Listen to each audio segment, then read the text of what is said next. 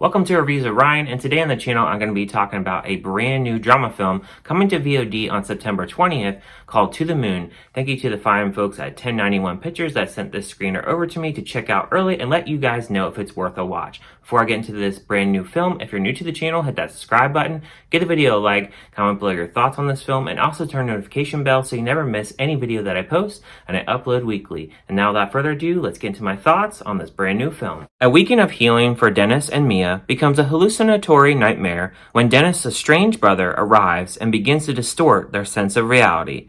The film stars Will Brill, Madeline Morganweg, and Scott Friend, and was also directed by Scott Friend as well. To the Moon, I knew nothing about this film. Going into it, I just saw the poster, didn't know the genre, didn't know anything about what it was actually about. I do like the cinematography in the woods here. I do like the rustling of the leaves in the forest. I do like we have a lake here on set, and we also have this house that is secluded in the middle of nowhere in the woods.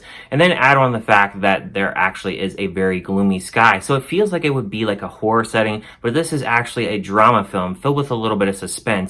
And the runtime is completely perfect for this film because it's only 80 minutes. The film explores drug addiction and also withdrawal as well, and all the lies that can add up in between all that. I did like the acting in this. I do like Madeline Morganweg. She plays the wife Mia in this. She really has to balance out a lot of things, such as balancing out when the brother comes into town, balancing out her husband. She's having a really rough patch with her husband. She's also balancing out the fact that she had an accident and she's still not recovered from that. Then she's also balancing out the fact that she can't get pregnant. So she's really juggling all these different things. And I thought she did a really good job as a character here, just being the strongest character to really balance out both of these men, as she's the only woman in this film. Even with Mia's husband, Dennis, we learn that he is struggling here. He is a filmmaker, and you know in Hollywood you're really trying to make that big hit, so this leads to a lot of anxiety and depression, and a lot of people can really turn to drugs. So this film really tackles that subject. I also do like that there's symbolism in this film. Like for instance, the brother when he's digging outside,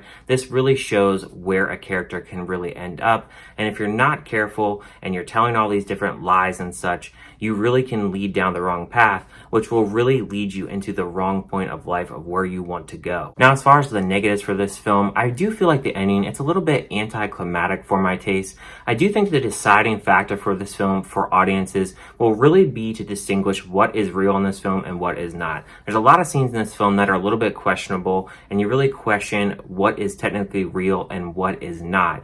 And I think some audiences will have a hard time really distinguishing that. There are also scenes in this film that depict different characters. There's this one scene where they have this person with a red robe on.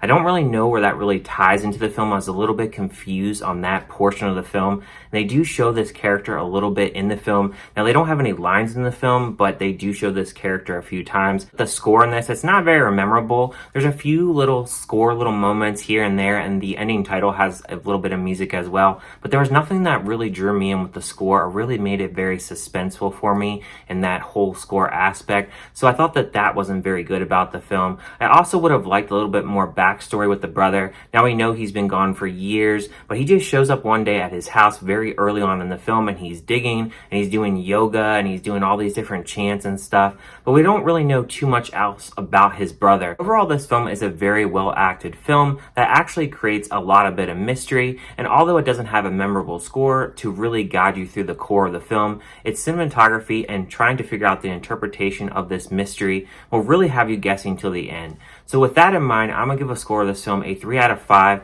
Thank you guys for checking out this review, and I'll see you guys on my next one.